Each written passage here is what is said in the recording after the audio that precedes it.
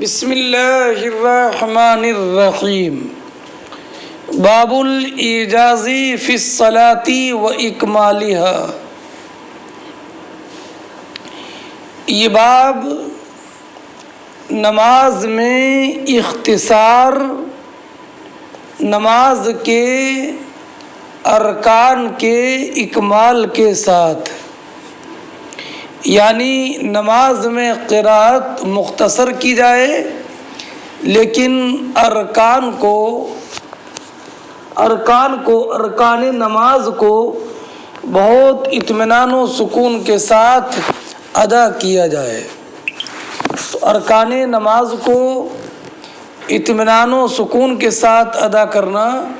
یہ نماز کا اکمال ہے، اور قرات کو مختصر کرنا یہ نماز کا اعجاز ہے۔ فرماتے ہیں حدثنا ابو معمر قال حدثنا عبد الوارث قال حدثنا عبد العزیز عن انس قال كان النبي صلی اللہ علیہ وسلم یوجز الصلاة ویکملها، کہ نبی اکرم صلی اللہ تعالی علیہ وسلم نماز میں قرات مختصر کرتے تھے، وَيُكْمِلُهَا، اور ارکان نماز کو اطمینان و سکون کے ساتھ ادا کرتے تھے۔ اور ایک روایت میں ہے مسلم شریف کی کہ کانا اتم الناس ثلاثۃ فی ایجازہ، کہ نبی کریم علیہ الصلاۃ والسلام اپنی نماز کی قرات مختصر کرنے کے ساتھ نماز کو لوگوں میں سب سے زیادہ تام ادا کرتے تھے، یعنی ارکان نماز کو بہت اطمینان و سکون کے ساتھ ادا کرتے تھے۔ باب من خف الصلاة عند بکاء الصبی، یہ باب اس انسان کے بیان میں جس نے بچے کے رونے کے وقت نماز کو ہلکا کر دیا، یعنی جو نماز پڑھا رہا تھا اور اس کی اقتدا میں مردوں کے ساتھ عورتیں بھی، اور عورتوں کے ساتھ چھوٹے چھوٹے بچے بھی۔ اب امام کی نیت یہ تھی کہ میں قرات لمبی کروں گا، لیکن درمیان میں کسی بچے کے رونے کی آواز آ جائے تو رونے کی آواز آنے کی وجہ سے وہ اپنی قرات کو ہلکا کر دے۔ حدثنا ابراہیم بن موسیٰ قال اخبرنا ولید قال حدثنا الاوزاعی عن یحییٰ ابن ابی کثیر عن عبداللہ ابن ابی قتادہ عن ابی قتادہ عن النبی صلی اللہ علیہ وسلم قال انی لا اقوم فی الصلاة اريد ان اطول فیها فاسمعوا بکاء الصبی فاتجوزوا فی صلاتي کراہیۃ ان اشق علی امہ۔ حضرت ابو قتادہ جن کا نام حارث ابن ربعی انصاری ہے، یہ ابو قتادہ نبی اکرم صلی اللہ تعالی علیہ وسلم سے روایت کرتے ہیں کہ نبی اکرم صلی اللہ تعالی علیہ وسلم نے ارشاد فرمایا کہ میں نماز میں کھڑا ہوتا ہوں اور میرا ارادہ یہ ہوتا ہے کہ میں نماز میں لمبی قرات کروں گا۔ فاسمعوا بکاء الصبی، تمہیں کسی بچے کے رونے کی آواز کو سنتا ہوں۔ فاتجوزوا فی صلاتی، تو میں اپنی نماز میں قرات کم کر دیتا ہوں۔ کراہیۃ ان اشق علی امتی، میں اس بات کو ناپسند کرتا ہوں کہ میں اس کی والدہ کو مشقت میں ڈال دوں۔ قرأت مختصر کرتا ہوں، حالانکہ ارادہ یہ تھا کہ قرأت لمبی کروں گا، لیکن نماز میں بچے کے رونے کی آواز آئی، تو اگر میں اب قرأت لمبی کروں تو لا محالہ اس بچے کی والدہ مشقت میں پڑ جائے گی، تو اس بچے کی والدہ کو مشقت سے بچانے کے لیے میں قرأت کو مختصر کر دیتا ہوں۔ ہاں، اور عبد الرحمن بن عبداللہ ابن ثابت یہ بیان فرماتے ہیں کہ نبی اکرم علیہ السلام نے پہلی رکعت میں ایک سورت کی تقریباً 60 آیتیں پڑھیں اور بچے کے رونے کی آواز کو سنا تو رکعت ثانیہ میں کل 3 رکعتیں پڑھیں، اور یہ عبد الرحمن بن عبداللہ ابن ثابت یہ 118 ہجری میں ان کا انتقال مکہ مکرمہ میں ہوا۔ اب اس سے ایک بات یہ معلوم ہوئی کہ اگر عورت چھوٹے بچے کو اپنے ساتھ مسجد میں لے آئے جس سے کہ تلویث بن نجاست کا اندیشہ نہ ہو تو یہ جائز ہے، اور یہ بھی معلوم ہوا کہ مردوں کے ساتھ عورتوں کی نماز جائز ہے، لیکن عورتوں کی سب پیچھے رہے گی، اور یہ بھی معلوم ہوا کہ نبی اکرم علیہ السلام کی اپنے اصحاب پر کتنی مشقت، بلکہ کمال مشقت۔ لیکن یہ مسئلہ میں پہلے آپ کو بتا چکا کہ اس زمانے میں مسجد میں عورتوں کی حاضری جائز نہیں ہے۔ ہاں، اب اگر بچہ رو رہا ہے تو اس کے رونے کی وجہ سے قرأت کو مختصر کر دینا، اور ایک صورت یہ کہ کوئی نماز میں شامل ہونے کے لیے آ رہا ہے اور امام رکوع میں چلا گیا تو آنے والے کی وجہ سے اس رکوع کو لمبا کر دینا یہ جائز ہے کہ نہیں؟ تو اس میں مختلف اقوال ہیں۔ حاصل قول یہ ہے کہ اگر آنے والے کو امام نہ جانے تو اور رکوع لمبا کر دے تو اس میں حرج نہیں ہے، اور اگر جانتا ہو اور پھر رکوع لمبا کیا تو یہ مکروہ ہے۔ تابعہ بشر بن بکر و ابن المبارک و بقیۃ عن الاوزاعی، فرماتے ہیں کہ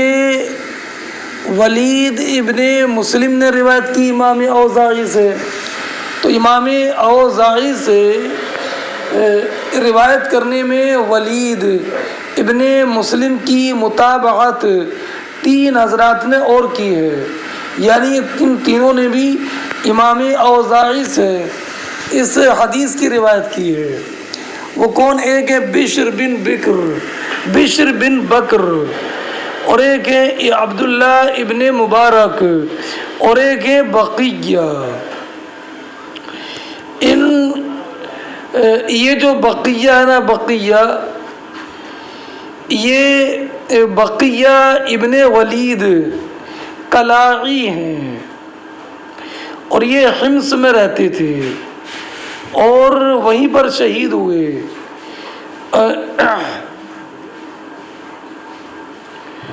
ہاں، اور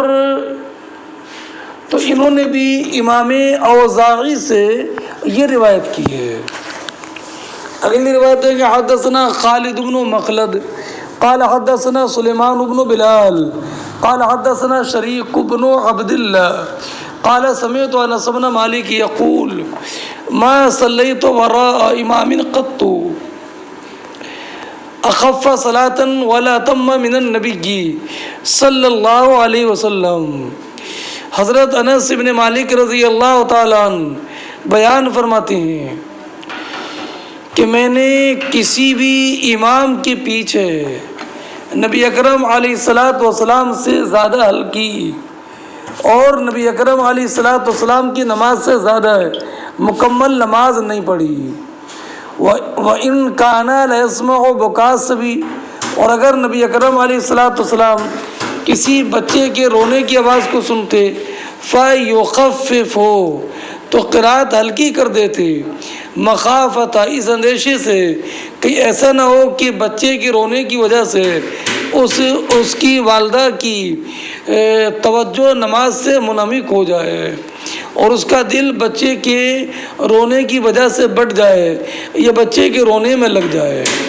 انس بن مالک فرماتے ہیں کہ میں نے نبی اکرم علیہ الصلوۃ والسلام سے زیادہ ہلکی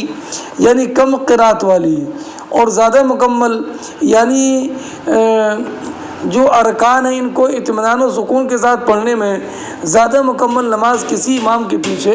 نہیں پڑھی ہے۔ حدثنا علی بن عبد اللہ قال حدثنا یزید بن زرع قال حدثنا سعید قال حدثنا قتادہ ان انس بن مالک حدثه ان النبی صلی اللہ علیہ وسلم قال انی لادخل فی الصلاة وانا اريد اطالتها فاسمع بكاء الصبي فاتجوز في صلاتي مما عالم من شدت وجد امه من بكائه۔ انس بن مالک رضی اللہ تعالیٰ عنہ بیان فرماتے ہیں کہ نبی اکرم علیہ الصلوۃ والسلام نے ارشاد فرمایا، میں نماز شروع کرتا ہوں اور میرا ارادہ یہ ہوتا ہے کہ میں نماز میں قرات لمبی کروں گا۔ فاسمع بكاء الصبي، تو میں کسی بچے کے رونے کی آواز کو سنتا ہوں۔ فاتجوز فی صلاتی، تو میں اپنی نماز میں قرات ہلکی اور مختصر کر دیتا ہوں۔ مما عالم، اس لیے کہ میں جانتا ہوں کہ والدہ کو بچے کے رونے سے کتنی سخت تکلیف ہوتی ہے۔ تو اس سے یہ معلوم ہوا کہ اگر نماز میں کسی چیز کے پڑھنے کا ارادہ کیا تو لا محالہ اس کا پڑھنا واجب نہیں ہے۔ حدثنا محمد بن بشار قال حدثنا ابن ابی عدی عن سعید عن قتادہ عن انس بن مالک عن النبی صلی اللہ علیہ وسلم۔ حضرت انس بن مالک رضی اللہ تعالیٰ عنہ نبی اکرم علیہ الصلوۃ والسلام سے روایت کرتے ہیں کہ حضور نے فرمایا، انی لادخل فی الصلاۃ فارید اطالتها، بے شک میں نماز شروع کرتا ہوں اور میرا ارادہ نماز کو لمبی کرنے کا ہوتا ہے۔ فاسمع بكاء الصبي، تو میں بچے کے رونے کی آواز کو سنتا ہوں۔ فاتجوز، تو میں نماز میں قرات کم کر دیتا ہوں، مختصر کر دیتا ہوں، اس لیے کہ میں جانتا ہوں کہ والدہ کو، ماں کو بچے کے رونے سے کتنی سخت تکلیف ہوتی ہے۔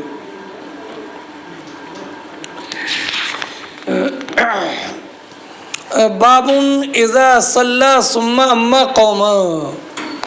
یہ باب اس بارے میں کہ جو انسان پہلے امام کے ساتھ نماز پڑھے، ثم اما قوما، اس کے بعد وہ کسی دوسرے قوم کو نماز پڑھائے، تو امام بخاری رضی اللہ تعالیٰ عنہ کا مذہب یہ کہ جائز ہے۔ روایت وہی ہے جو آپ نے پہلے پڑھی کہ حضرت جابر ابن عبداللہ رضی اللہ تعالیٰ عنہ بیان فرماتے ہیں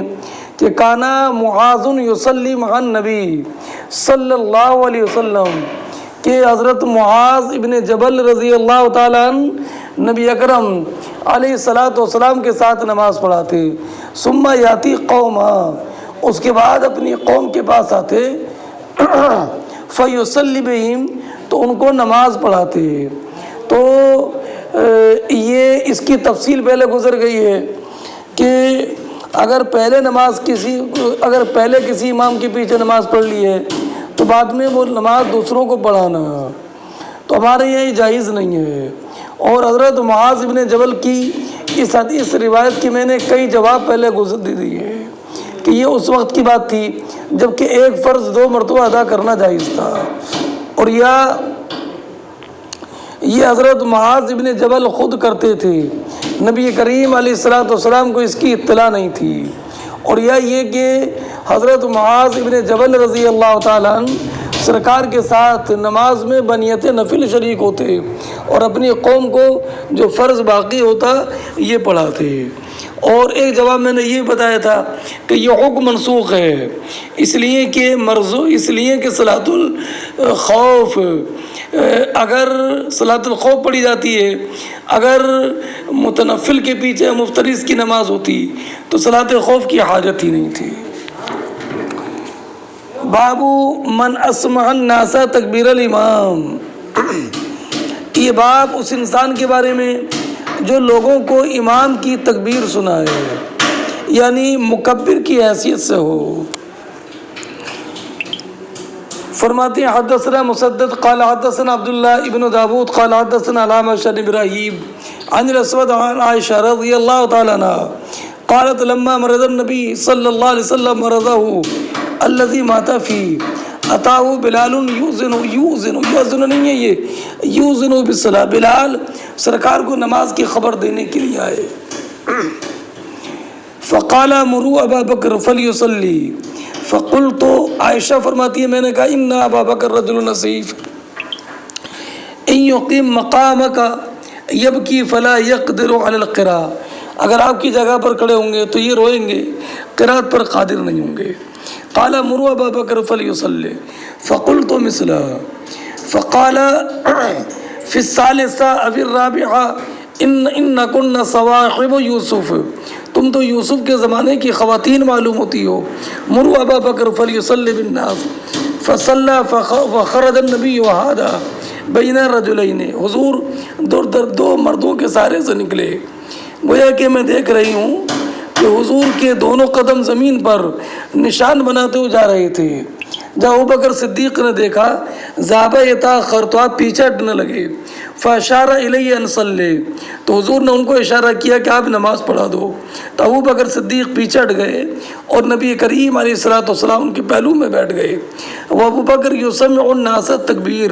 اور ابوبکر لوگوں کو تکبیر سنا رہے تھے۔ میں نے پہلے بتا دیا کہ ابوبکر کی حیثیت ایک مکبر کی تھی۔ تابعہ محاذر عن الاعمش، ہے نا، عبداللہ ابن داود کی مطابق باب الرجل یأتم بالامام و یأتم الناس بالمامون، یہ باب اس مرد کے حکم کے بیان میں ہے جو امام کی اقتدا کرے، وَيَأْتَمَّ النَّاسُ بِالْمَأْمُومِ، اور بقیہ لوگ اس مقتدی کی اقتدا کریں جو امام کی اقتدا کر رہے ہیں۔ اس ترجمے سے یہ بات ظاہر ہوتی ہے کہ امام بخاری رضی اللہ تعالی عنہ کا میلان اس مسئلے میں امام شافعی کی مذہب کی طرف ہے، اس لیے کہ امام شافعی کی رائے یہ ہے کہ امام پہلی جماعت کا امام ہے اور پہلی جماعت دوسرے امام کی امام ہے، دوسرے صف کی امام ہے،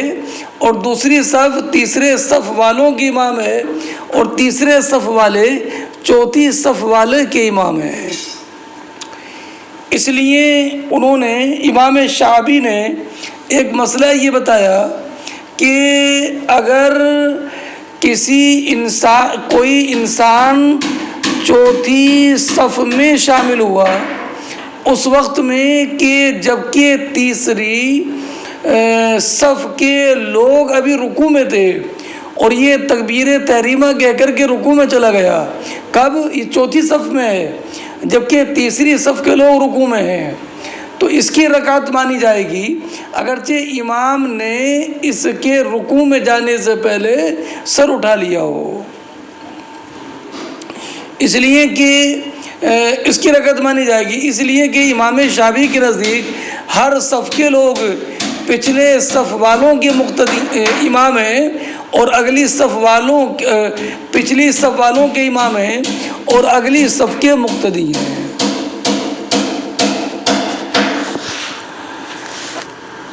چلیے، فرماتی ہیں وَيُذْكَرُ عَنِ النَّبِيِّ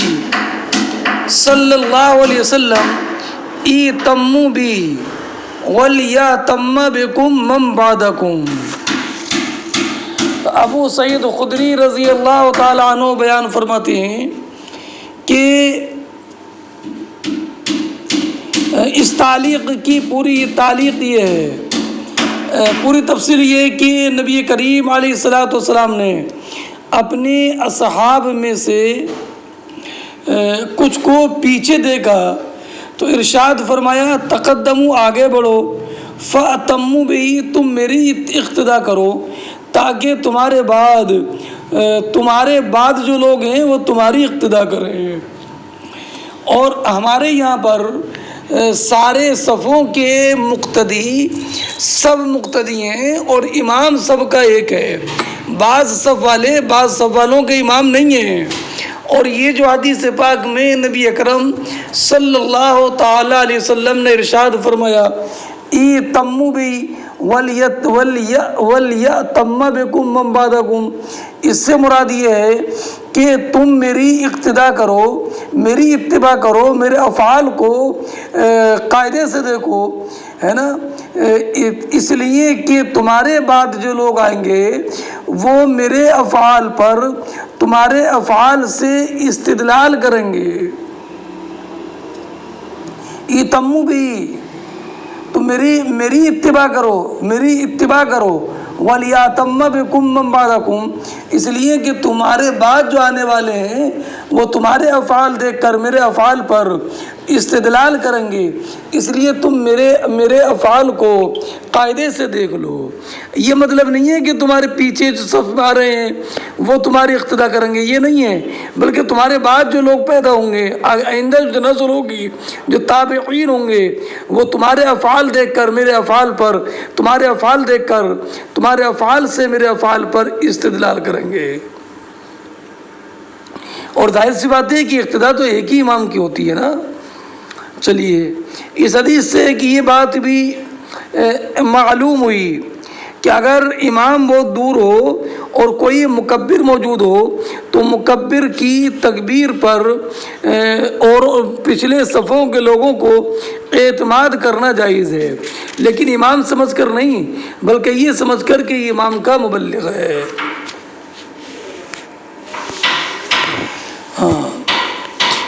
حدثنا قتيبة بن سعيد قال حدثنا أبو معاوية عن العامش عن إبراهيم عن الأسود عن عائشة قالت لما ثقل رسول الله صلی اللہ علیہ وسلم جاء بلال یوزن بالصلاۃ، یہ یوزن ہے، ایذان اس کا مصدر تعظیم نہیں ہے، ایذان کا معنی اعلام۔ یہ حدیث پاک کئی مرتبہ گزر گئی ہے کہ عائشہ صدیقہ رضی اللہ تعالیٰ عنہ کہتی ہیں جب نبی کریم علیہ الصلوۃ والسلام بیمار ہوئے تو مؤذن آپ کو جب مؤذن آپ کو بلال آپ کو نماز کی خبر دینے کے لیے آئے، فقال مروا ابا بکر ان یصلی بالناس، فقلت یا رسول اللہ ان ابا بکر رجل نصیف وانه متى ما یقم مقامک، جب بھی آپ کی جگہ پر کھڑے ہوں گے لا یسمع الناس، وہ رونے کی وجہ سے لوگوں کو قرات نہیں سنا پائیں گے، تو فلو امرت عمر، کاش آپ عمر کو حکم دے دیں، تو سرکار نے فرمایا مروا ابا بکر یصلی بالناس، فقلت لحفصہ قولی، میں نے حفصہ سے کہا ان سے کہو کہ قولی، آپ کہو کہ ابو بکر صدیق رقیق القلب ہیں، وَإِنَّهُ مَتَى يَقُمْ مَقَامَكَ، جب آپ کی جگہ پر کھڑے ہوں گے لا يسمع الناس، تو آپ کو قرات نہیں سنا سکیں گے، تو لا يسمع الناس، لوگوں کو قرات نہیں سنا پائیں گے، فلو امرت عمر، تو فرمایا انکن لانتن صواحب یوسف مروا ابا بکر ان یصلی بالناس، فرماتی ہیں فلما دخل فی الصلاۃ، جب حضور نماز میں داخل ہوئے،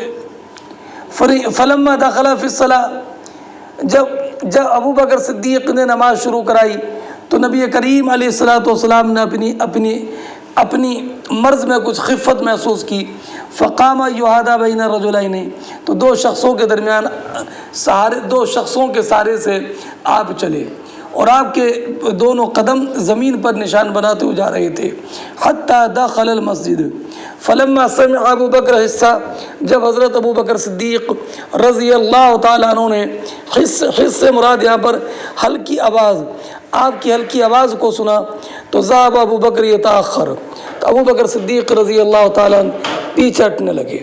فاوما الی رسول اللہ صلی اللہ علیہ وسلم، تو نبی کریم علیہ السلام نے ان کی طرف اشارہ کیا۔ فجاء رسول اللہ، تو نبی کریم علیہ السلام تشریف لائے، یہاں تک کہ حضور ابو بکر صدیق کے بائیں طرف بیٹھے۔ بائیں طرف کیوں بیٹھے؟ تو علامہ عینی رضی اللہ تعالی عنہ نے اس کی ایک حکمت بیان فرمائی، اس لیے کہ آپ کا حجرہ ابو بکر صدیق کے دائنی طرف تھا، تو لہذا وہاں پر بیٹھنا آپ کے لیے آسان تھا، دائنی طرف جانے میں آپ کو زیادہ چلنا ہوتا۔ فکان ابو بکر یصلی قائما، تو ابو بکر صدیق کھڑے ہو کر نماز پڑھ رہے تھے، اور نبی کریم علیہ السلام بیٹھ کر۔ یقتدی ابو بکر بصلاۃ رسول اللہ، ابو بکر صدیق نبی کریم علیہ السلام کے نماز کی اقتدا کر رہے تھے۔ والناس مقتدون بصلاۃ ابی بکر، اور لوگ ابو بکر صدیق کی اقتدا کر رہے تھے، مطلب لوگ ابو بکر صدیق کی تکبیر کی آواز پر اپنے ارکان میں سے دوسرے رکن، نماز کے ارکان میں سے دوسرے رکن کی طرف منتقل ہو رہے تھے، یعنی نبی کریم علیہ السلام کی آواز ابو بکر صدیق تک پہنچ رہی تھی، اور ابو بکر صدیق کی آواز صحابہ کرام تک پہنچ رہی تھی، تو ان کے انتقالات سرکار کی تکبیر پر نہیں تھے بلکہ ابو بکر صدیق کی تکبیر پر تھے۔ اس کی تشریح توضیح پہلے بھی گزر چکی ہے۔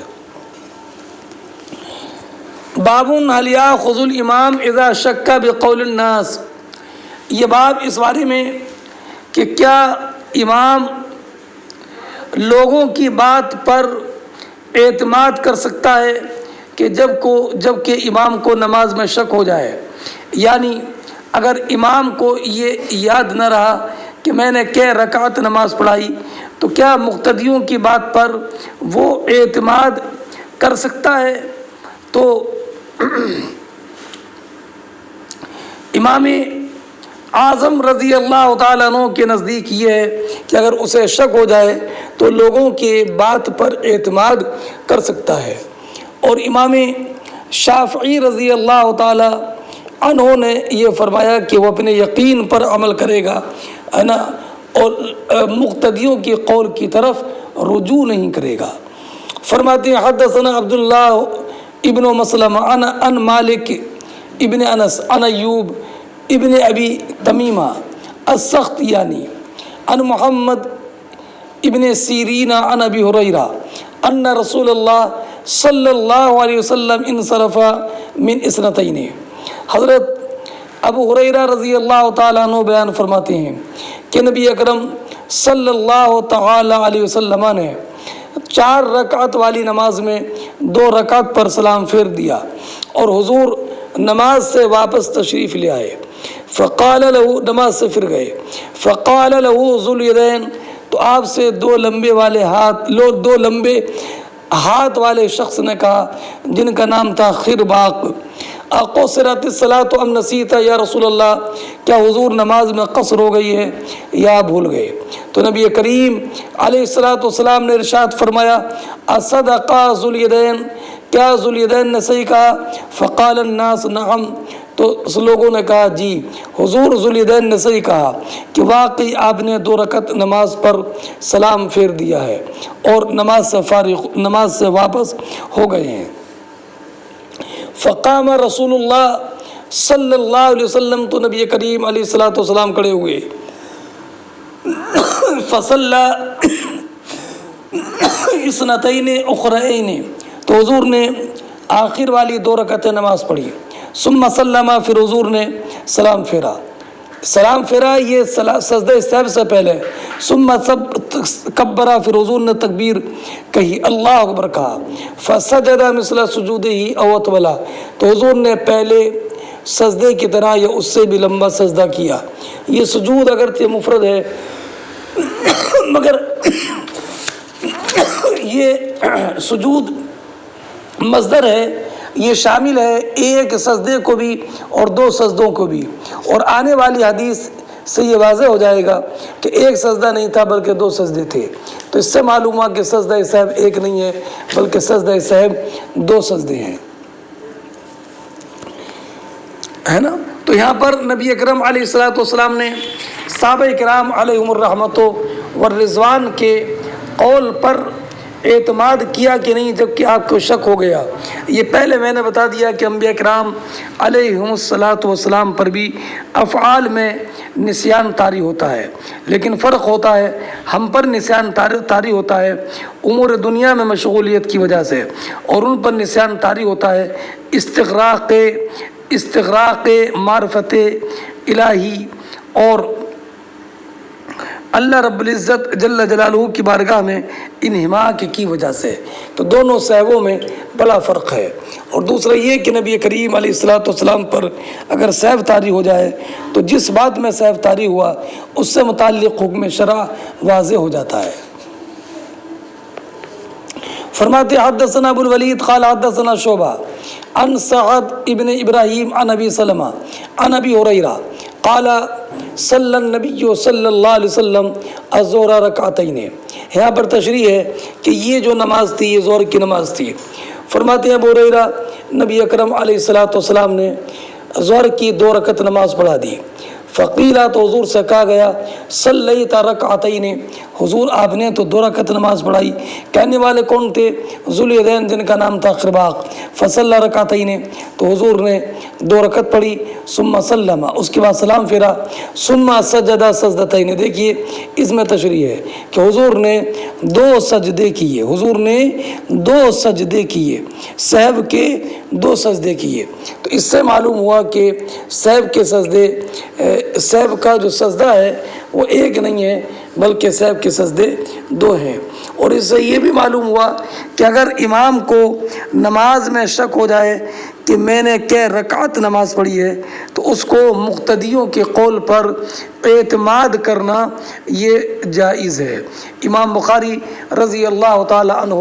اس حدیث سے یہی ثابت کرنا چاہتے ہیں۔ اگلا باب دیکھیں، یہ حدیث مکمل ہو گئی۔ ہاں،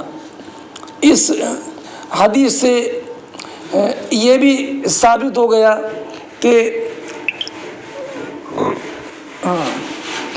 اگلی روایت دیکھیں، باب اذا بکى الامام فی الصلاۃ۔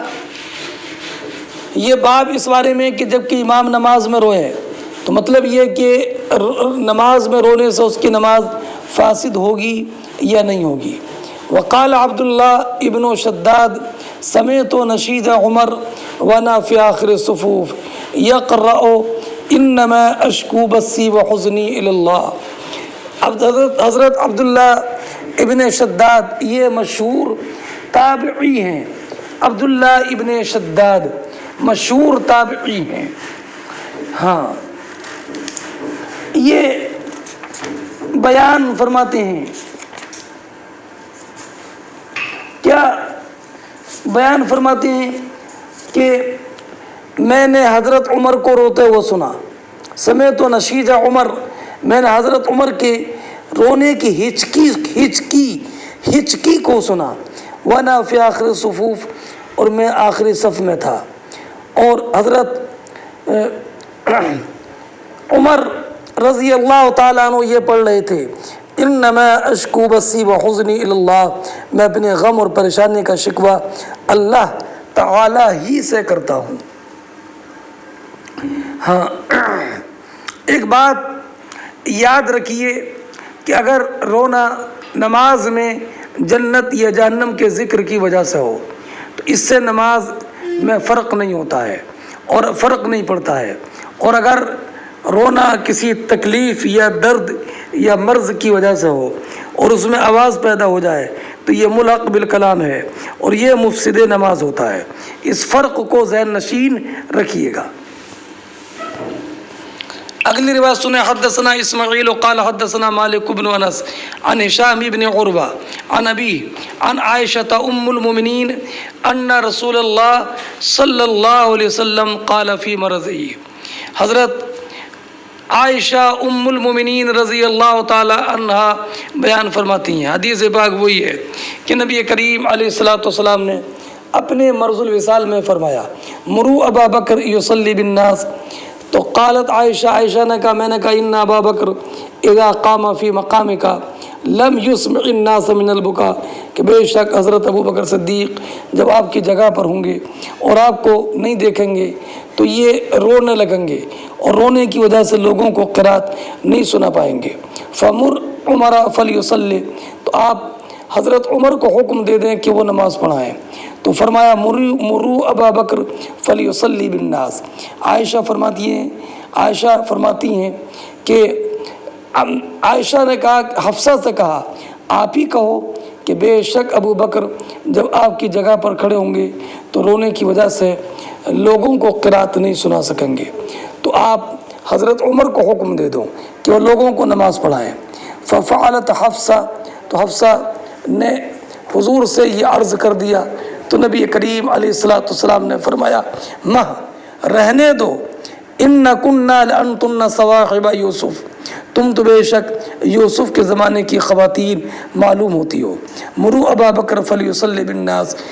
تم ابو بکر کو حکم دو کہ وہ لوگوں کو نماز پڑھائیں۔ حفصہ نے عائشہ صدیقہ سے کہا ما کنت لاصیب منک خیرا، مجھے کبھی ایسا نہیں ہوا کہ تم سے کوئی بھلائی پہنچ جاتی۔ اب مطابقت اس حدیث کی ترجمۃ الباب سے کیسے ہوگی؟ تو اس اعتبار سے کہ عائشہ صدیقہ رضی اللہ تعالی عنہ نے یہ خبر دی کہ ابو بکر صدیق جب حضور کی مصلی پر کھڑے ہوں گے تو بہت زیادہ روئیں گے، یہاں تک کہ سخت رونے کی وجہ سے آپ لوگوں کو اپنی قرات نہیں سنا سکیں گے۔ اب رہا یہ کہ یہ تو اس کی خبر دینا ہے جو آئندہ کی بات ہے، اس میں یہ تو نہیں ہے کہ ابو بکر صدیق روئے تھے نماز میں۔ تو علامہ عینی علیہ رحمۃ والرضوان فرماتے ہیں کہ حضرت عائشہ صدیقہ رضی اللہ تعالی عنہا نے وہی تو خبر دی جو اپنی آنکھوں سے دیکھا تھا کہ ابو بکر صدیق نماز میں روتے تھے، یہ آپ پہلے دیکھ چکی تھیں، اور اسی پر قیاس کرتے ہوئے کہا یا رسول اللہ جب اب نماز پڑھتے ہیں اور روتے ہیں تو جب آپ کے مصلی امامت پر کھڑے ہوں گے اور آپ کو نہیں دیکھیں گے تو یہ تو اور زیادہ روئیں گے۔ تو یہ ابو بکر صدیق رضی اللہ تعالی عنہ کا نماز میں رونا ثابت ہو گیا۔ ہاں، اب اور ایک روایت میں نے کہا، حضرت عائشہ فرماتی ہے میں نے کہا یا رسول اللہ ان ابا بکر رجل رقیق، حضور ابو بکر تو بہت نرم دل ہیں، اذا قرأ القرآن لا یملک دمع، حضور جب یہ قرآن پڑھتے ہیں تو یہ اپنے آنسو نہیں روک پاتے ہیں۔ چلیے، تو اب میں نے آپ کو یہ پہلے بتا دیا کہ اگر رونا یہ کسی مرض یا تکلیف کی وجہ سے ہے اور آواز کے ساتھ ہو تو یہ ملغ بالکلام ہے اور اس سے نماز فاسد ہو جاتی ہے، اور اگر رونا جنت اور جہنم کے ذکر کی وجہ سے ہو تو یہ مفسد نماز نہیں ہے۔ حضرت عمر رضی اللہ تعالی عنہ کا رونا یہ کسی تکلیف کی وجہ سے نہیں تھا، بلکہ اللہ رب العزت جل جلالہ کی یاد کی وجہ سے تھا، اس لیے یہ رونا مفسد نماز نہیں تھا۔ باب تسویۃ الصفوف عند الاقامۃ و بعدها، یہ باب اس بارے میں کہ اقامت کے وقت اور اقامت کے بعد بھی صفوں کو سیدھا کیا جائے گا، صفوں کو سیدھا کیا جائے گا، ہے نا، اقامت کے وقت بھی اور اقامت کے بعد بھی، نماز شروع کرنے سے پہلے۔ فرماتے حدثنا ابو الولید ہشام بن عبد الملک قال حدثنا شعبہ قال اخبرني عروة بن مرہ قال سمعت سالم بن ابی جعد قال سمعت النعمان بن بشیر یقول قال النبی صلی اللہ علیہ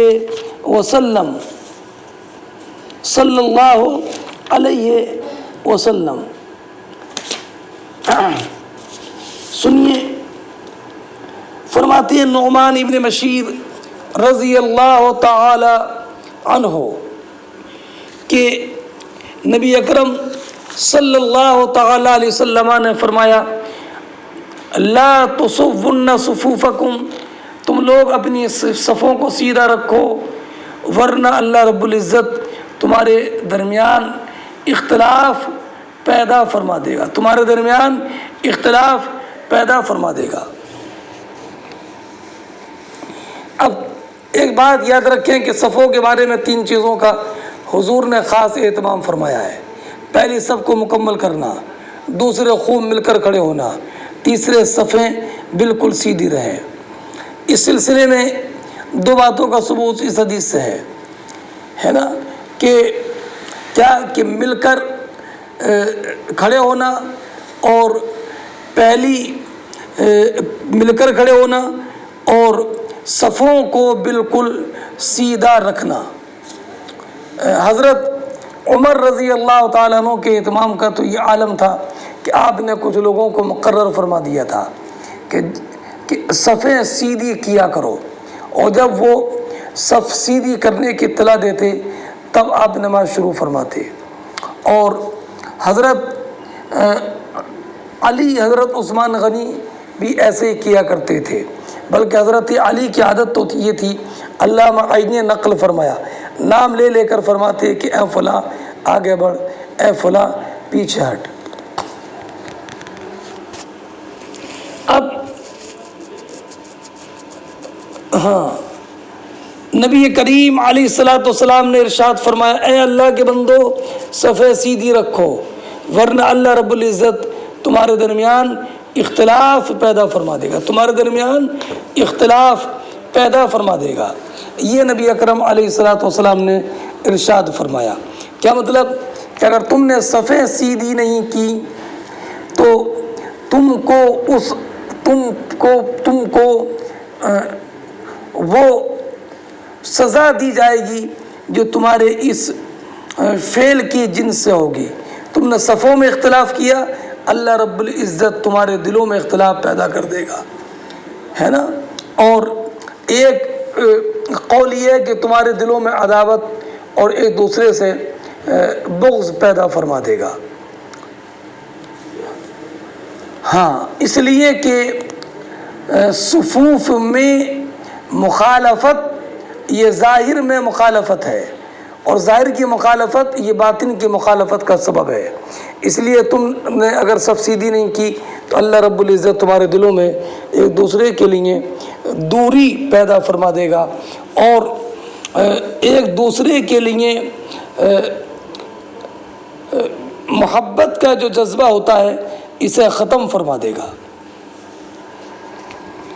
हाँ, और एक कौल ये भी है कि ला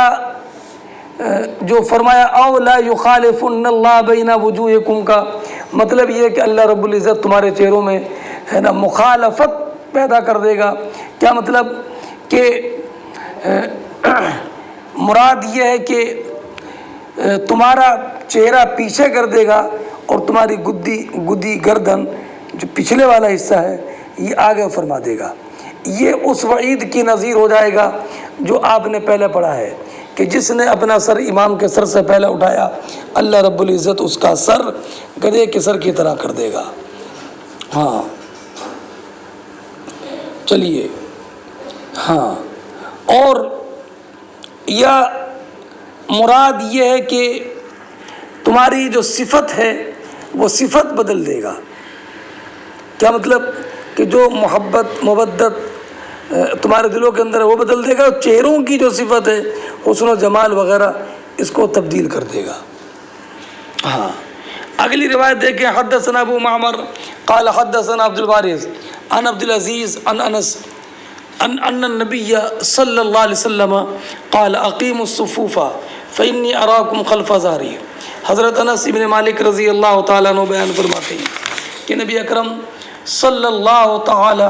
अलैहि वसल्लम ने इरशाद फरमाया, अपनी सफ़े सीधी रखो اپنی صفیں سیدھی رکھو، سیدھی رکھو۔ فرمایا بے شک میں تم کو اپنی پس پشت بھی تم کو دیکھتا ہوں ویسے ہی جیسے کہ تم کو سامنے سے دیکھتا ہوں، یعنی تمہارا حال مجھ پر مخفی نہیں ہے۔ یہ مت سمجھو کہ میرا رخ تم سے آگے کعبہ شریف کی طرف ہے، اور یہ مت سمجھو کہ تمہارا حال مجھ پر مخفی ہے۔ بے شک میں جیسے آگے دیکھتا ہوں ایسی اپنے پس پشت بھی دیکھتا ہوں۔ اور یہ نبی کریم علیہ الصلوۃ والسلام کی خصوصیات سے تھی کہ حضور آگے پیچھے دائیں بائیں اوپر نیچے سب برابر دیکھتے تھے۔ شس جہت سمت مقابل، شب و روز یکساں حال، دھوم و نجم میں ہے آقا تیری بینائی کی۔ نبی کریم علیہ الصلوۃ والسلام صرف سمت مقابل ہی نہیں دیکھتے تھے بلکہ چھوں سمتیں حضور کے لیے سمت مقابل بن گئی تھیں، اور حضور دن میں بھی دیکھتے تھے، حضور رات میں بھی دیکھتے تھے۔ شس جہت مبتدا ہے اور سمت مقابل یہ خبر ہے۔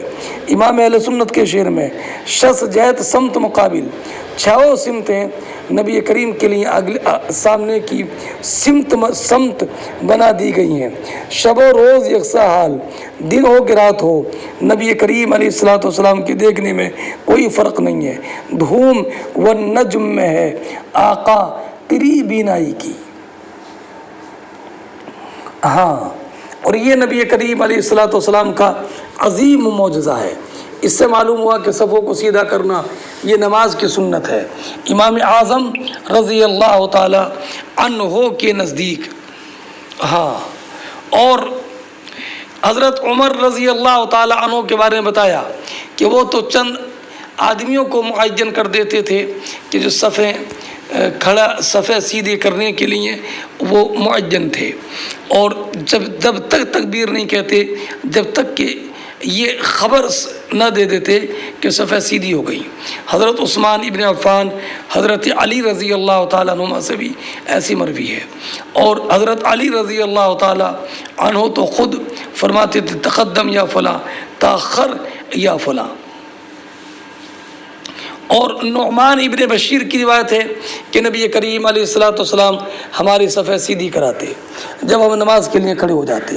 وَإِذَا اسْتَوَيْنَا، اور جب ہم سیدھے کھڑے ہو جاتے تو کبر للصلاۃ، ہے نا، حضور تب نماز کے لیے تکبیر کہتے، ہے نا۔ ہاں، اور ایک دن ایسا ہوا کہ ہم سے ذرا سی بے توجہی بھی ہو گئی، بے توجہ ہو گئی تو نبی کریم نکلے، تکبیر کہنے والے تھے کہ ایک شخص کا سینہ ذرا سا باہر نکلا ہوا تھا، تو حضور نے ارشاد فرمایا عباد اللہ لا تصون صفوفکم او لا یخالفن اللہ بین وجوہکم، اللہ کے بندو اپنی صفیں سیدھی رکھو ورنہ اللہ رب العزت جل جلالہ تمہارے چہروں کے درمیان مخالفت پیدا کر دے گا، اختلاف پیدا کر دے گا، اختلاف پیدا۔ باب اقبال الامام الناس عند تسویۃ الصفوف، یہ باب امام کے لوگوں کی طرف توجہ کرنے کے حکم کے بیان میں، صفیں سیدھی کرنے کے وقت میں۔ فرماتے حدثنا حماد بن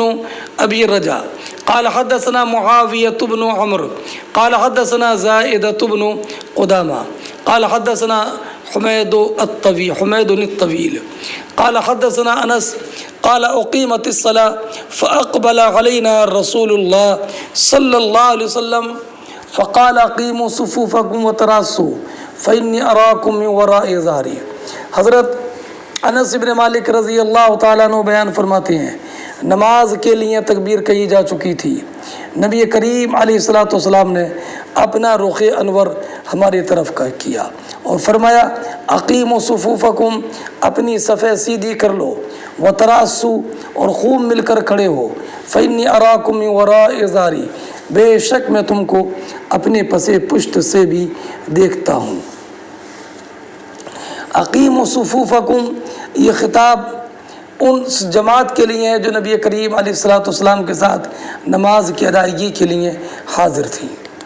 اور تراسو کا معنی خوب مل کر کھڑے ہو جاؤ۔ اب اس سے ایک بات یہ معلوم ہوئی کہ اقامت مکمل ہونے کے بعد اور نماز شروع کرنے سے پہلے کلام جائز ہے، اور اس سے یہ بھی معلوم ہوا کہ صفوں کا سیدھا کرنا یہ واجب ہے، اور یہ بھی اس سے کہ نبی کریم علیہ الصلوۃ والسلام کا عظیم معجزہ معلوم ہوتا ہے کہ نبی کریم علیہ الصلوۃ والسلام اپنے پس پشت بھی دیکھتے ہیں۔ ہاں، اب اگلی روایت سنیے، باب الصف، اگلا باب الصف الاول، پہلے صف کے ثواب کے بیان میں یہ باب ہے۔ پہلی صف سے مراد وہ صف ہے جو امام سے بالکل متصل ہو، امام سے بالکل متصل ہو۔ ہاں، اب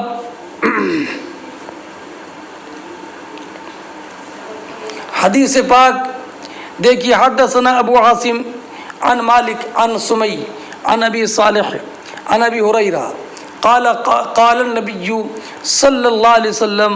الشہداء الغرق والمطعون والمبتون والہدم۔ حضرت ابو ہریرہ رضی اللہ تعالی عنہ بیان فرماتے ہیں کہ نبی اکرم صلی اللہ تعالی علیہ وسلم نے ارشاد فرمایا۔ کیا ارشاد فرمایا؟ تو یہ حدیث پہلے گزر گئی ہے کہ سرکار نے فرمایا شہداء 5 ہیں، ایک کون؟ مطعون، ایک غرق نہیں، غریق جو ڈوب کر مر جائے، جو کہ ڈوب کر مر جائے، اور دوسرا فرمایا والمطعون، اور جو کہ طاعون کی بیماری میں مر جائے، والمبتون، اور جو پیٹ کی بیماری میں مر جائے، والہدم ای وصائب الہدم، اور جو کہ دب کر کے مر جائے، والشہداء فی سبیل اللہ، اور جو کہ اللہ رب العزت کی راہ میں شہید ہو جائے۔ یہ حدیث آپ نے پہلے پڑھی ہے اور یہ حدیث گزر گئی ہے۔ ہاں، اس کے بعد نبی اکرم صلی اللہ تعالی علیہ وسلم نے ارشاد فرمایا وَلَوْ يَعْلَمُونَ مَا فِي التَّهْجِيرِ لَاسْتَبَقُوا، اگر جان لیتے کہ نماز کے لیے پہلے مسجد میں پہنچنے میں کتنا ثواب ہے تو ضرور اس میں سبقت کرتے۔ وَلَوْ يَعْلَمُونَ مَا، اور یا ظہر کی نماز کے لیے پہلے جانے میں کتنی فضیلت ہے، اگر یہ معلوم ہو جاتی تو ضرور اس میں سبقت کرتے۔ وَلَوْ يَعْلَمُونَ مَا فِي الْعَتَمَةِ وَالصُّبْحِ لَأَتَوْهُمَا وَلَوْ حَبْوًا، اور اگر جان لیتے کہ عشاء کی نماز میں اور فجر کی نماز میں کتنی فضیلت ہے تو ضرور ان نمازوں میں حاضر ہوتے، اگرچہ سرین کی بل گھسٹتے ہوئے۔ وَلَوْ يَعْلَمُونَ مَا فِي الصَّفِّ الْأَوَّلِ، اگر یہ جان لیتے کہ پہلی صف میں کتنا ثواب ہے، لَاسْتَحَمُوا، تو اگر اس کے لیے قرآن اندازی کرنا پڑتی تو ضرور قرآن اندازی کرتے۔ باب اقامت الصف من تمام الصلاۃ، یہ باب اس بارے میں کہ صف کو سیدھا کرنا یہ بھی نماز کے کمال اور نماز کے تمام میں ہے۔ تمام میں نماز کے کمال میں یہ ہے کہ صف کو سیدھا کیا جائے۔ من تمام الصلاۃ کے معنی من کمال الصلاۃ یا من حسن الصلاۃ۔ فرماتے حدثنا عبد اللہ ابن محمد قال حدثنا عبد الرزاق قال اخبرنا معمر عن حمام عن ابی ہریرہ عن النبی صلی اللہ علیہ وسلم قال انما جعل الامام لیؤتم بہ۔ حضرت ابو ہریرہ رضی اللہ تعالی عنہ نبی اکرم علیہ الصلوۃ والسلام سے روایت فرماتے ہیں کہ سرکار نے فرمایا امام اسی لیے بنایا جاتا ہے کہ تم امام کی اقتدا کرو، فلا تختلفوا علیہ، تو امام کے خلاف مت کرو، فلا تختلفوا علیہ، تو امام کے خلاف مت کرو، فاذا رکع فرکعوا، جب وہ رکوع کرے تو تم لوگ رکوع کرو، وَإِذَا قَالَ سَمِعَ اللَّهُ لِمَنْ حَمِدَ، اور جب امام سمع اللہ لمن حمدہ کہے تو تم ربنا ولک الحمد کہو، وَإِذَا سَجَدَ فَاسْجُدُوا، اور جب امام سجدہ کرے تو سجدہ کرو، وَإِذَا صَلَّى جَالِسًا فَصَلُّوا جُلُوسًا أَجْمَعُونَ، اور جب بیٹھ کر امام نماز پڑھے تو تم سب بیٹھ کر پڑھو، وَأَقِيمُوا الصَّفَّ فِي الصَّلَاةِ، اور صفوں کو سیدھی کرو، فَإِنَّ إِقَامَةَ الصَّفِّ مِنْ حُسْنِ الصَّلَاةِ، ان کے بے شک صفوں کا سیدھا کرنا نماز کے حسن میں سے ہے، صفوں کا سیدھا کرنا نماز کے حسن میں سے ہے، اس میں من حسن الصلاۃ، ایک میں ہے من تمام الصلاۃ، اور ایک میں ہے من اقامت الصلاۃ، تو فإن تسویۃ الصفوف من اقامت الصلاۃ جس حدیث میں ہے اس سے مراد ہے فإن تسویۃ الصفوف من کمال اقامت الصلاۃ،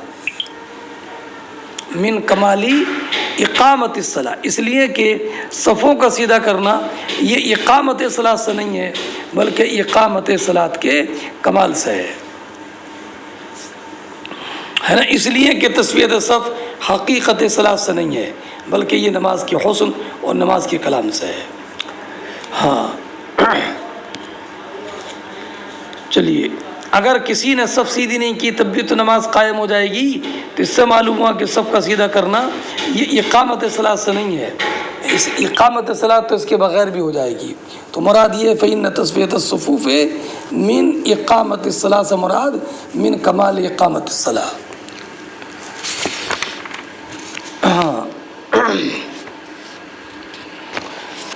ہاں اگلی روایت دیکھو، حدثنا عبد الولید قال حدثنا شعبہ عن قتادہ عن انس عن النبی صلی اللہ علیہ وسلم قال صووا صفوفکم، حضرت امام بخاری فرماتے ہیں کہ ہم سے حدیث بیان کی ابو الولید نے، قال حدثنا شعبہ، وہ کہتے ہیں کہ ہم سے حدیث بیان کی امام شعبہ نے، اور وہ کہتے ہیں کہ ہم سے حدیث بیان کی حضرت قتادہ نے، وہ روایت کرتے ہیں انس بن مالک رضی اللہ تعالیٰ عنہ سے، اور یہ ابو الولید یہ ہشام بن عبد الملک ہیں۔ حضرت انس بن مالک بیان فرماتے ہیں نبی کریم علیہ الصلوۃ والسلام سے روایت کر کے کہ نبی کریم صلی اللہ تعالی علیہ وسلم نے ارشاد فرمایا اصفوا صفوفکم، اپنی صفیں سیدھی رکھو، فإن تسویۃ الصفوف من اقامت الصلاۃ، بے شک صفوں کو سیدھا کرنا یہ اقامت صلاۃ سے ہے۔ ابھی میں نے بتایا کہ من اقامت الصلاۃ سے مراد من حسن اقامت الصلاۃ یا من کمال اقامت الصلاۃ ہے، من اقامت الصلاۃ سے مراد من حسن اقامت الصلاۃ یا من کمال اقامت الصلاۃ، اس لیے کہ اقامت الصلاۃ یہ بغیر تسویۃ صفوف کے بھی پایا جائے گا، اس لیے یہاں پر مضاف مقدر ہے، اس لیے کہ ایک روایت میں پڑھا آپ نے فإن اقامت الصف، اس سے پہلی روایت میں فإن اقامت الصف من حسن الصلاۃ۔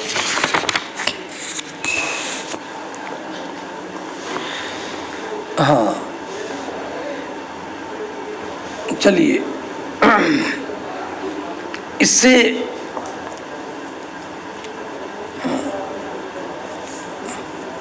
یہ معلوم ہوا کہ شریعت مطہرہ کو 3 چیزیں مطلوب ہیں۔ پہلی چیز تو یہ کہ بالکل انسان صف میں سیدھے کھڑے ہوں، سیدھے، اور دوسرا یہ ہے کہ مل کر کھڑے ہوں، اور تیسری بات یہ کہ صف مکمل کریں، جب تک صف مکمل نہ ہو پچھلی صف میں کھڑے نہ ہوں۔ اس لیے کہ ایک حدیث پاک میں نبی اکرم علیہ الصلوۃ والسلام نے ارشاد فرمایا، اے لوگو تم مل کر کھڑے ہوا کرو، ہے نا قسم اس ذات کی کہ جس کے قبض و قدرت میں میری جان ہے، اگر صف میں خلل اور کچھ خالی جگہ باقی رہ جاتی ہے تو شیطان داخل ہو جاتا ہے، تو اس سے یہ معلوم ہوا کہ شیطان کے دخل کو اور اس کے داخلے کو روکنے کے لیے ضروری ہے کہ بالکل مل کر کھڑا ہوا جائے۔ اب اس کے بعد پھر امام بخاری رضی اللہ تعالی عنہ اگلا باب قائم فرمائیں گے۔ بس یہیں تک میں اپنی بات کو مکمل کرتا ہوں۔ السلام علیکم۔